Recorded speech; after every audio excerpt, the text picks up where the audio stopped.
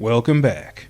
Today we're going to be taking a look at the 1992 straight-to-video classic, Mikey.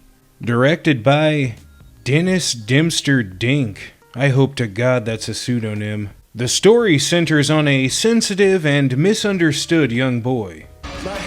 Mikey. See ya, champ. No. Actually, forget I said that. The creepy little bastard ends up getting bounced around to various foster families who all mysteriously disappear. Are you gonna be my new mommy and daddy? Who wouldn't want to invite this creepy little shit into their home? Are you okay? When we first meet Mikey, he's caught in some sort of pyromaniac fugue state. Fire! Fire! Fire! Fire! Michael Scott Kelvin. Ah, I knew it. Kids with 3 names are always weirdos. What the hell are you trying to do? Kill us? Christ. Tell her, Beth. Tell her it was your idea. Hey, don't get me involved in this. You're on your own, pal. Just wait until his attorney hears about this. You clean up this mess right now. We'll deal with your punishment when your father gets home. I would say that starring in this movie is punishment enough. Me too, you don't care about me. Reminds me of my own upbringing. After watching an episode of Bill Nye the Science Guy, Mikey devises a dastardly plan to get even with Mom. That just means I'm in trouble. Mikey, put that down. That's not funny. I know that. Mikey, no! When Mikey says put on Cartoon Network, you'd better fucking put on Cartoon Network. Poor old Dad doesn't fare much better. He wanders right into a trap that the goddamn wet bandits would have sidestepped.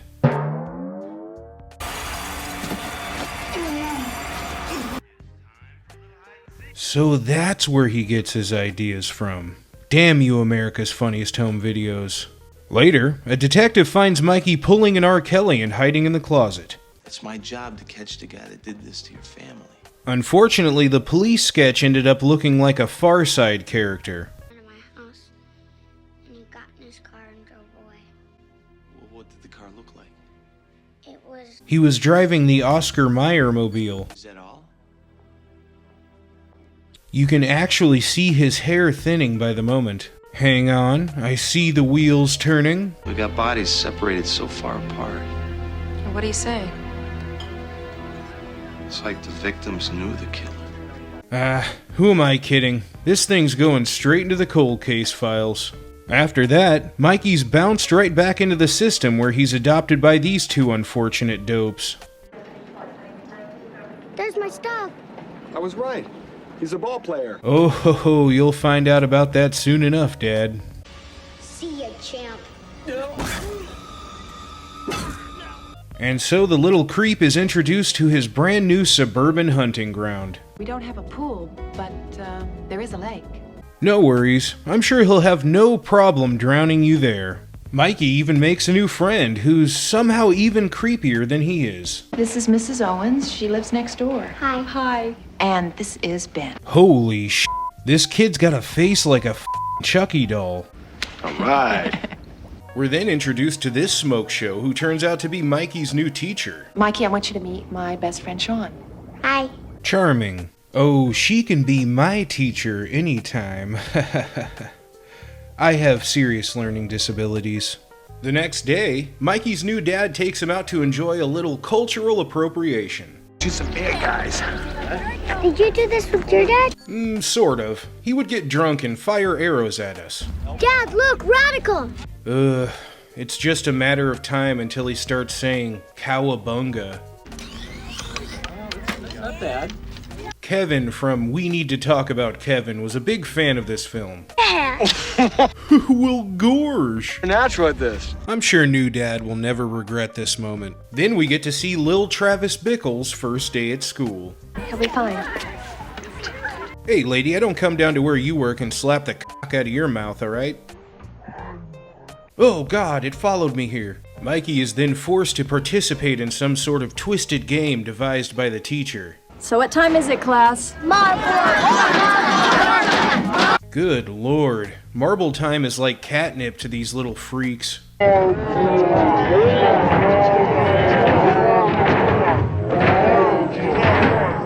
When we do something special, Miss Gilder puts marbles in. When it's full, the door opens and we all get a prize. You get it, Mikey? I'm sure Mikey won't become psychotically obsessed with this new game. During the walk home from school, we get a few more red flags peppered in. I know a shortcut. Through the cemetery? Yeah, you scared? No. You sure? I'd say Mikey's pretty comfortable with corpses at this point. Must be weird to have just one parent to love you. Huh? Both my parents love me. My mom loves me. That's not what I heard. So why don't you have a dad? He died. Did you touch him? No! The f*** is wrong with you, dude? How'd your parents die? Why do you think my parents are dead? Now that question is way out of line. Sort of figured. Well, they're not. Well, see you at school tomorrow. What are you doing? Are you okay?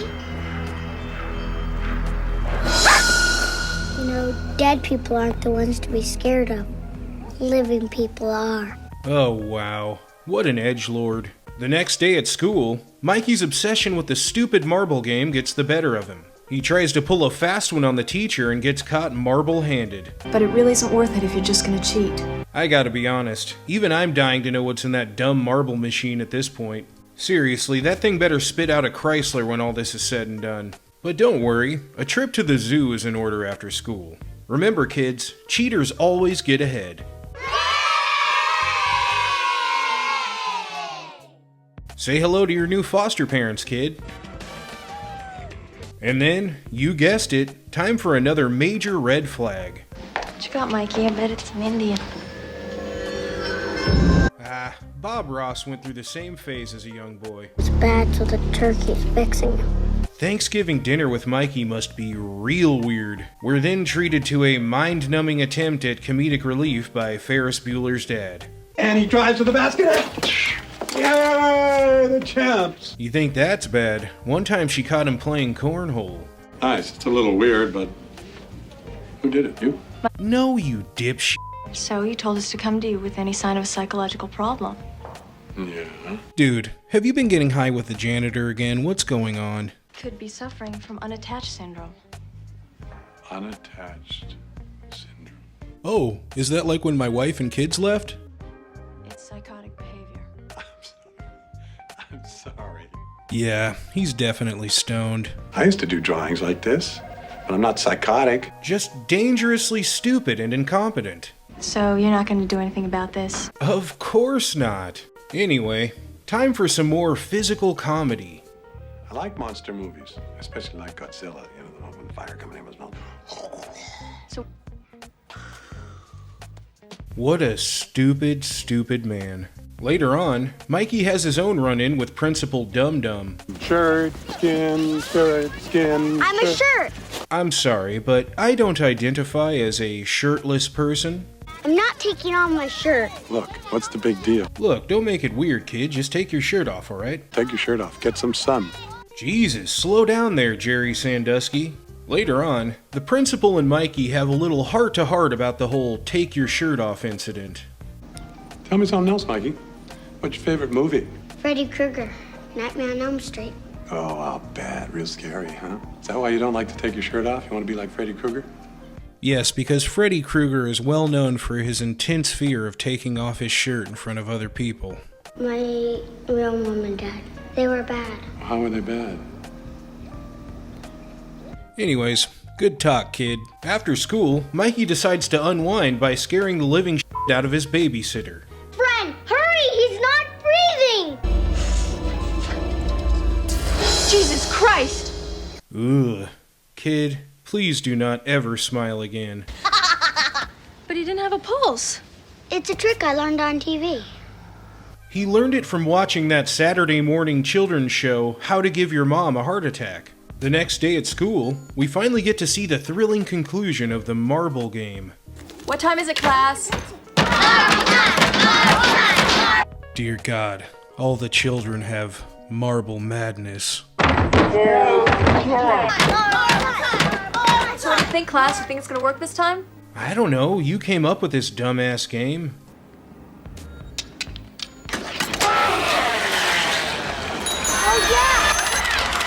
Pee Wee Herman would lose his mind if he saw this thing. You guys know what he's thinking? Oh wow, a Casio watch. I hope he takes his little Louisville Slugger to that godforsaken marble machine. Oh, you don't know much about time, but for us it's a big deal. Man, this kid could even bore a fish. Mikey's teacher does a little digging into his past and decides it's time for a PTA meeting. Oh my God, you must mean Michael Kelvin. Oh, poor boy. So based on this, you think Mikey has an emotional problem? No, we think he's gonna be class president. Of course he has an emotional problem, you idiot. Psychologist.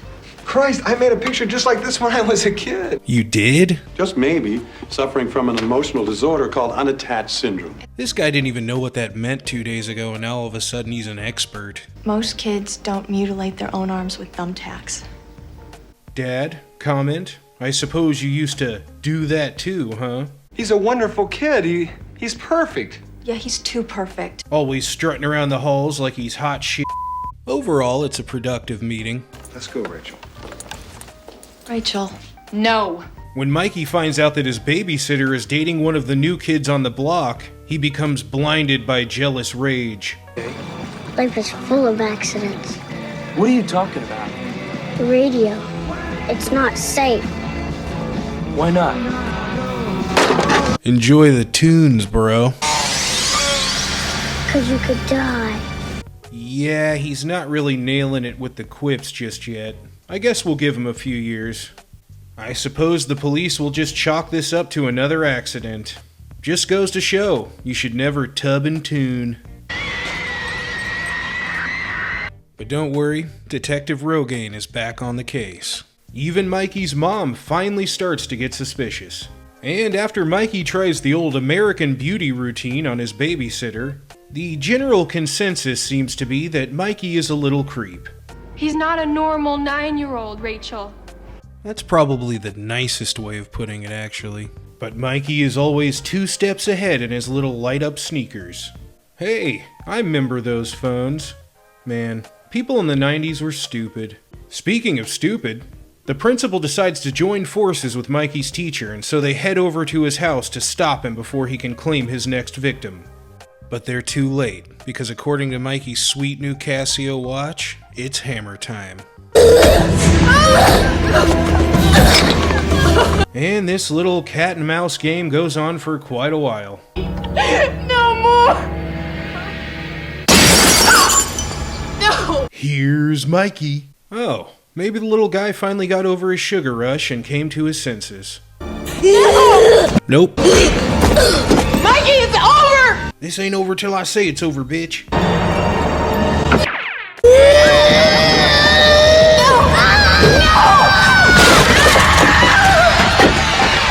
Right on time. And Mikey even calls the vacuum cleaner service and fakes his own death.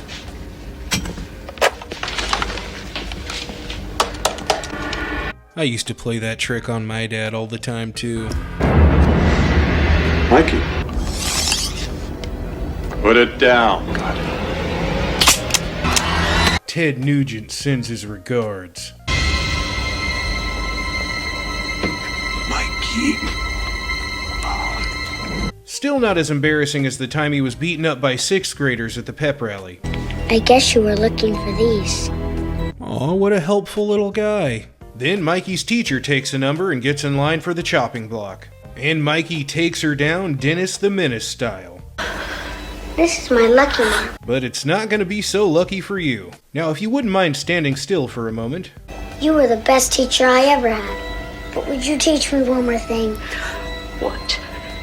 How to die. Maybe he should ask her to teach him how to come up with better one-liners. Jesus. She actually survived and went on to teach at ASU. A fate worse than death. Mikey pulls a Kevin McAllister-style speedrun cleanup before Dad gets home. He even puts together a little dinner party that would make Leatherface blush. And Dad's reaction is priceless.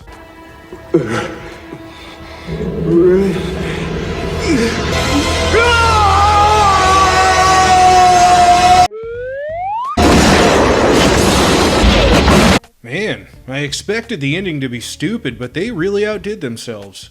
And wouldn't you know it, Mikey shipped off to yet another foster home. Didn't even remember his name. When we finally gave up trying to locate where he came from, we called him Josh. Seriously, what is he on, like his 9th family at this point?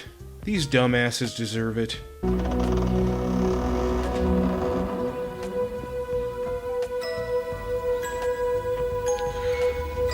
Are you gonna be my new mommy and daddy? Ooh, scary. Don't worry, they never made a Mikey 2. Well, I guess that about wraps it up for today, guys. We just watched Mikey. Thanks a lot, Dennis Dempster Dink.